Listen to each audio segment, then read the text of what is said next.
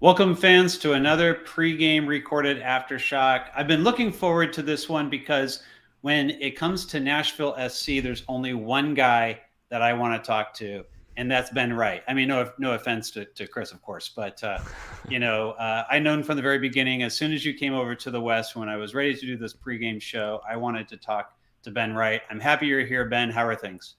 I'm good, man. This is going to be a lot of fun. It feels like Nashville's been in the league, I guess, now 3 seasons, and this is just the first time playing San Jose. So they saved this one for down the road for sure. Now, the two teams were actually originally supposed to meet at MLS's back, and then I think due to a number of COVID exposures, was it? Nashville had to pull out of the tournament. Yeah, Nashville and Dallas. Nashville and That's a Dallas. blast from the past. That was a lot of fun. We were getting ready for soccer after months of nothing, and then we had that taken away from us. So that was a lot of fun. Thanks for bringing that back up. You're welcome. Well, let's talk a little bit about you because for people who don't know you, you do everything when it comes to Nashville soccer. So you're the director of soccer content at Broadway, Tennessee. You're the co-host at Speedway Soccer and do a lot of work there, both on video and in written form. You also actually are part of the team at American Soccer Analysis, and a lot of people may not know that, but you're in the Slack and always available for chats, and we get to chat quite a bit. And then you've been recently also writing for MLS. So how do you do all this? As far as ASA goes, I mean, I lurk in the Slack, and occasionally, every year, I'll write something about Nashville, and that's really the extent of my contribution. Yeah, it's fun hanging out in there for sure.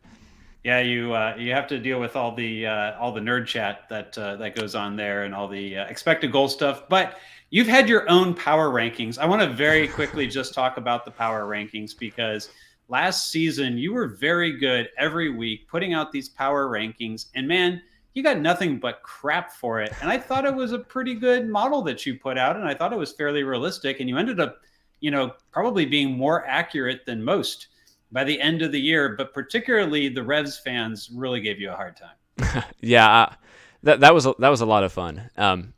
And to be honest, it feels like power rankings in general are the dumbest thing to either get excited about or angry about because, no one really cares. Just look at the table and use that.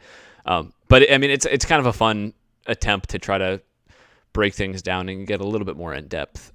But yeah, I think I got lucky predicting New York City ahead of them, and then they ended up winning MLS Cup, which feels like the playoffs are just kind of a crapshoot. So I'm not sure how much credit I can take for that. Well, right now, the power rankings, and I'm not sure it matters who does them right now, have the San Jose Earthquakes at the bottom with Nashville coming in town. No one in San Jose, much less anyone in the Western Conference, was happy to find out that Nashville was coming to the West. Because, man, this conference was already tough, and now it's gotten tougher. How has the experience for Nashville been so far, you think, in the Western Conference? And it just the West, at least to me, feels more even and maybe a bit stronger overall. And I know that's coming from someone who just mainly sees Western Conference teams, but it just feels like every team in the West has at least a chance to be in the playoffs. And I can't say that about every team in the East. What are your thoughts? No, I think that's fair. I mean, to me, it feels like the East is pretty top heavy. Like the good teams in the East are really good. And then towards the bottom, it's the opposite. And it definitely feels like the West is more balanced. I think for a Nashville perspective, it's been odd so far since they've played they're all 6 of their games so far on the road, and they still have 2 left. So I don't think it's been necessarily a super balanced introduction to the Western Conference, which I guess if you're a Nashville fan, that's probably exciting, given that they've done pretty well so far, and you assume that it'll get better once they get home.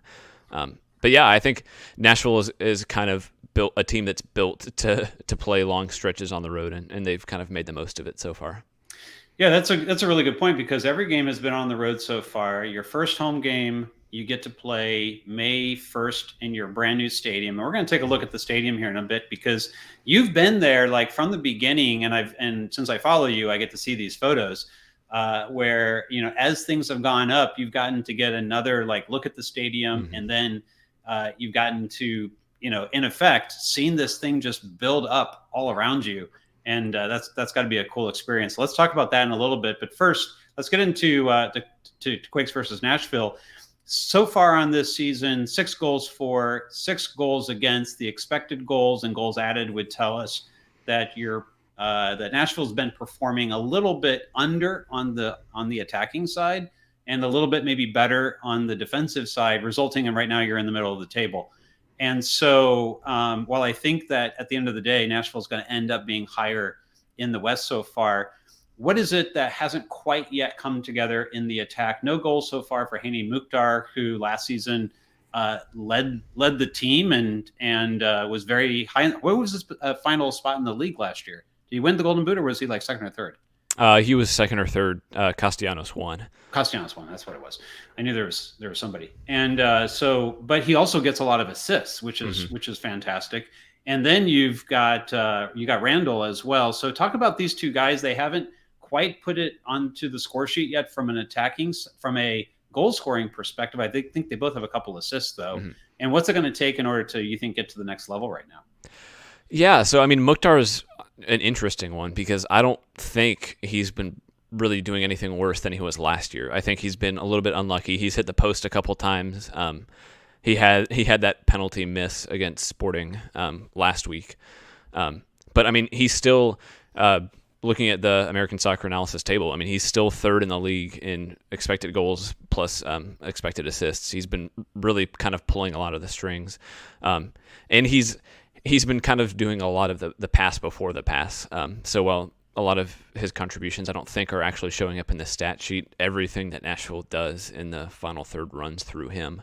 And I think he's been playing pretty well, probably deserves to have been on the score sheet a little bit more. Leal is an interesting one because he's nominally playing in the front three. Nashville has kind of pivoted to a 3-4-3 with Mukhtar, Sapong, and Randall Leal up top. But he does more work defensively than anybody else on that front line. He almost drops into midfield and plays next to Godoy or Sean Davis or Dax McCarty. So he's been having much more of a two-way role this year, but he still showed up with a couple assists. He hasn't had any goals yet, but he's always dangerous around the final third. So, I mean, while these two haven't really put the final product out there yet, I don't think there's any underlying issues going on. I think they're both playing pretty well, and if they keep this up, I don't think it'll be too long before they start showing up on the stat sheet. CJ Sapong has a couple goals, I believe, and 2, yeah. Yeah, he's a long time MLS veteran and kind of had a bit of an up and down career, but it feels like it's kind of working for him in Nashville. How well does he integrate with those other two players? Yeah, I mean, he has been huge for last season. Nashville's attack was improved significantly, and I think CJ Sapong was probably the number one reason. I think Mukhtar is just better all around when he plays with Sapong. He doesn't. I mean, he scored. I forget what the number was. I think maybe 12 goals last year. And I don't think that's even the most important thing he does. He's really good in possession. He's a huge target option for Nashville. They look to play through him a lot. His off-ball movement is just really intelligent, and he opens up a ton of space for Mukhtar. And he combines really well with Mukhtar and Leal. So I think he's been a huge piece of the puzzle for Nashville. I mean, he kept a designated player in Yonder Cadiz off the field essentially all of last season, and he's keeping Ake Loba off the field now, who's the most expensive player in Nashville's club history. So yeah, I think it's pretty hard to overstate how important he's been for Nashville. Dax McCarty, obviously you have former San Jose Earthquakes player Anibal Godoy, who also recently got a lot of attention when the U.S. played Panama in the World Cup qualifiers, and there was a bit of Godoy versus Walker Zimmerman going on there, and maybe we can talk a little bit about that in a second. What's the situation, though, right now with Dax McCarty? Is he still serving the suspension, or will he be back for this game? He'll be back for this game. It was a 2-game suspension, so the Sporting Kansas City match last weekend was his last game. Okay, so then let's talk about Dax as a part of that central midfield combination with Anibal Godoy, and then the defense. So the crazy thing is that again, Nashville's spine to me is potentially the best in the league. Mm-hmm. I mean, you didn't give up that many goals last season. you're already only giving up 6 goals in 6 games this season. It is incredibly difficult to score against this team in the run of play. And if there's anything anyone can say about what Nashville did correctly with this roster build, going back to the start of MLS days, it's that they focused on the spine and getting Walker Zimmerman and getting Anibal Godoy from San Jose. Let's be honest. Those were two really big acquisitions in getting this team off onto the right foot. And now they've really seemed to have filled out all the pieces around them as well. Yeah, I mean, I think just through the middle, like you said, it's as solid a roster build as you'll see. I mean, Walker Zimmerman, looking back, I think has an argument to be maybe the best interleague acquisition, definitely in recent MLS history. But yeah, I think Godoy and McCarty formed like the partnership for Nashville for the first 2 years. And I expect them to play a ton of minutes this year. I think it's really interesting, though, now that they've brought in Sean Davis, who was, again, one of the better free agent acquisitions of the offseason. He's started every game for Nashville. They actually rolled out a midfield three with all three of them, Godoy, McCarty, and Davis together in the first couple games. Then it kind of pivoted to Godoy and Davis with McCarty suspended. And in the last 2 games with Godoy kind of recovering from international duty, you've actually seen Brian Anunga come in and play next to Sean Davis. I don't know. I would be surprised if Gary Smith was rolling out his first choice 11 in their open training, I guess, on Tuesday. But Davis and Anunga were, again, the first choice pairing in that. Anunga has looked really good in his 2 starts. I wouldn't be surprised if he gets another look in San Jose. But it's just a deep midfield for Nashville. I think with those guys, you have 4 starting quality options. So it's going to be really interesting to see how they handle that rotation, not just this weekend, but really throughout the season. And talk to us about any sort of like young players who, that we haven't talked about so far, because, we've talked about kind of, I think, the big names, but, what is it that this team, maybe has waiting in the wings that could start to have an impact and maybe, will or could get some time against San Jose? Yeah, I mean, Nashville's in an interesting position as an expansion team because they just don't have the academy build out yet, so we're not going to see any homegrown players coming through. If you can call Ake Loba a young player, I think he's kind of the one that everyone's waiting to break out. He's still just 23, and Nashville paid almost $7 million for him last year, and he's still played just over, I think, 500 minutes total in 28, 29 games. I think he's going to be a huge beneficiary of them coming home and playing home matches more. As far as guys who could potentially break out, Handwala Bwana was acquired from Seattle as more of an attacking winger. He didn't get in the squad since I believe it was last June. He was without really any reason given why. He just wasn't in any matchday squads, and he's been on the bench the last 2 games. He's kind of just a different player than anyone Nashville has. He's more direct, kind of a more 1v1 type winger who's not afraid to just drive at his defender and take people on. So I think he's a really interesting option who kind of fills a void that Nashville has. So if he can get on the field more consistently, I think he's a really interesting prospect to kind of just change how this team plays. So backline and goalkeeper, everyone knows Walker Zimmerman. I think a lot of people are also familiar with Joe Willis back there. Talk to me a bit about why is this backline so good beyond the obvious things? I mean, the obvious things is they just have solid players at every position. I think Walker Zimmerman has a real argument to maybe be the best defender in CONCACAF. I don't think that's a stretch after his performances with the national team over the past couple months. Dave Romney was really underrated in the Galaxy, and until the last match of the regular season last year, he had played every minute for Nashville. So he's just been kind of a rock at the back. He doesn't do anything spectacular, but he doesn't make any mistakes. He's really solid playing out of the back and is a really good piece next to Zimmerman. And then it's interesting, depending on what system they want to go with. They've been using more of a back 3. So then Gary Smith has been playing Jack Mara a lot, who was their first pick ever in the Super Draft, and I think really has a solid future in MLS as a starting center back. It's between him and Eric Miller, who kind of has shifted into more of a right back role in this back 3 and gives them a lot more flexibility. He can kind of drift out and almost play as like a hybrid right back and get forward. But yeah, whoever they play back there, it's just really basic, fundamental defending that they do well. They don't really make mistakes from open play. They keep the game in front of them. They'll try to play out of the back, but they also really don't play into trouble. So you don't see too many self-inflicted goals from Nashville. I think it's just a pretty pragmatic, no-nonsense way to defend, and it's worked really well for them so far. Feels very opposite to what the Earthquakes are trying to do right now, which is to make every single game messy and chaotic and frantic, I think was the word that came up in the last game. Francisco Calvo and Tanner Beeson keep probably being put into situations that are less than optimal for either of them right now. Beeson, of course, is having to play on the right side in San Jose because of the injury to right center back Nathan. Francisco Calvo, while it kind of vacillates between someone who really helps unlock defenses with his passing out of the back, but then is prone because he's a bit aggressive to defensive errors. And that seems to be a potentially explosive combination with Matias Almeida's man-marking system.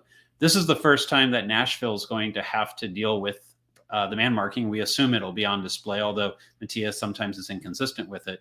How do you think that either plays to the strengths or potentially could it be a weakness?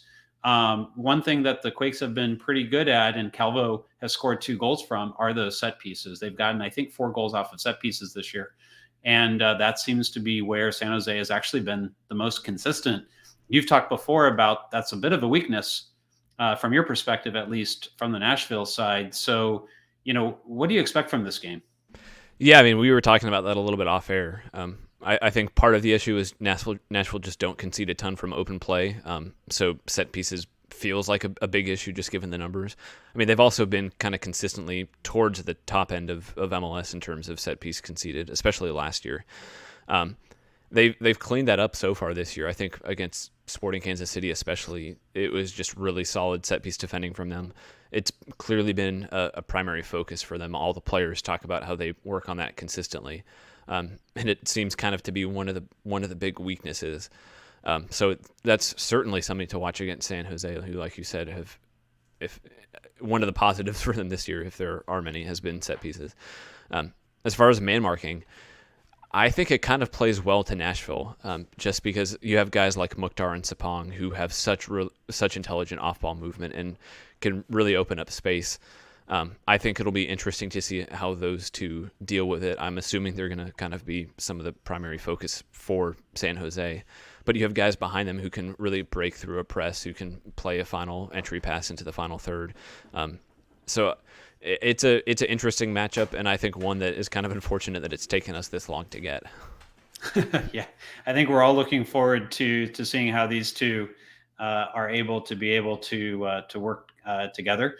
One of the things that you've gotten a chance to do, we talked about the stadium opening, and you've May 1st, the stadium is going to finally be able to be open. You've gotten to kind of see this thing build from the ground up, and you've given us a few pictures. So let me pull those up here so people can take a look at them. So this is a pretty recent one, I believe. Yeah, that's from everything's Tuesday. Everything's looks pretty done to me. Like, what is most amazing to you about this new stadium? I think the San Jose fans might get a little bit stadium envy here. I mean, I think the first thing that kind of strikes you is just how big it is. 30,000 seats. It's the largest soccer-specific stadium in the U.S. or Canada. Which, I mean, I feel like everybody talks about that, and it's one thing to say it, but it just feels completely different once you're in it. The seats are just so much closer to the field than anything that Nashville's seen before. It's a completely different vibe from Nissan Stadium.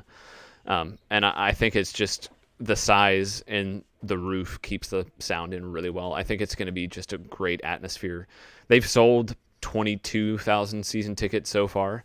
And they've sold out of single game tickets for their first couple games. So it's going to be sold out for at least the first chunk of home games this year. I would expect it to be as close to a sellout for the season.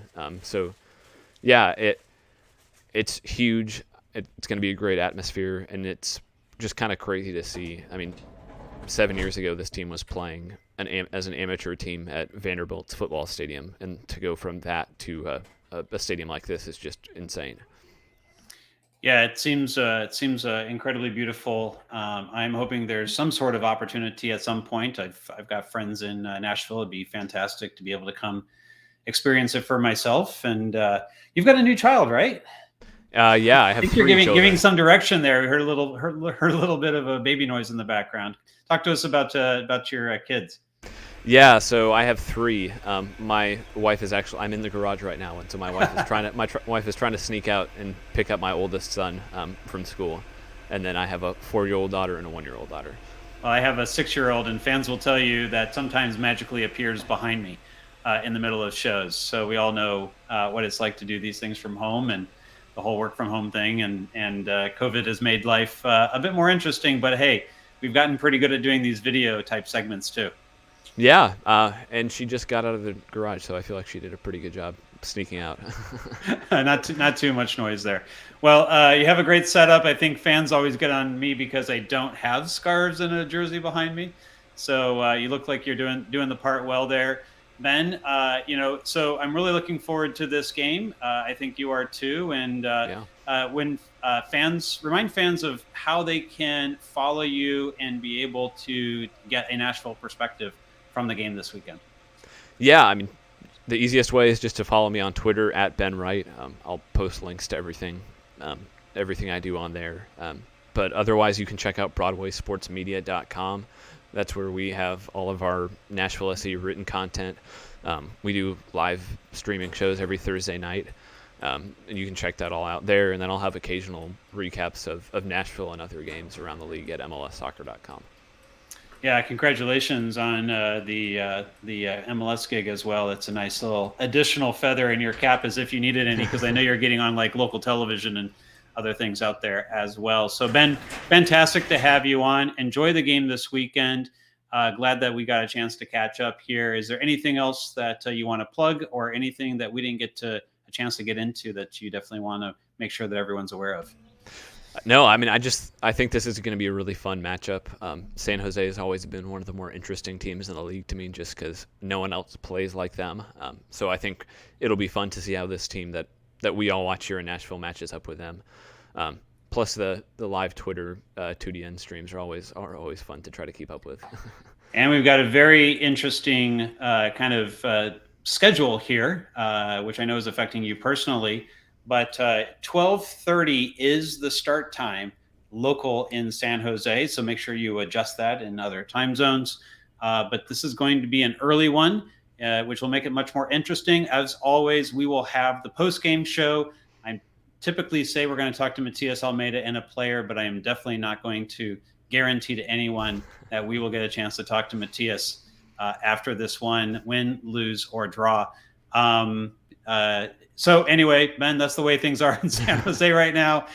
Fans, be sure, if you like what we do here, check out our Patreon. We just renewed our payments for making sure that we can do these types of shows. And so we've got our costs and other things that we need to take care of. If you like what we do, check out our Patreon at quakesepicenter.com/Patreon. $2 gets you in. $5 will get you access to the Slack and additional videos every week. But we do this one for you for free, and I appreciate Ben Wright coming on. Also, it looks like probably on Speedway Soccer, I'll get a chance to provide some content the other direction, and you can look forward to that as well. Ben, thanks again for your time today. It was a pleasure talking to you, and it'll be interesting to catch up and give our observations after the game this weekend. Yeah, this was a lot of fun. Thanks for having me. All right, take care. And everyone, we will talk to you again on Saturday after the game. Thank you for watching, and have a good rest of your day.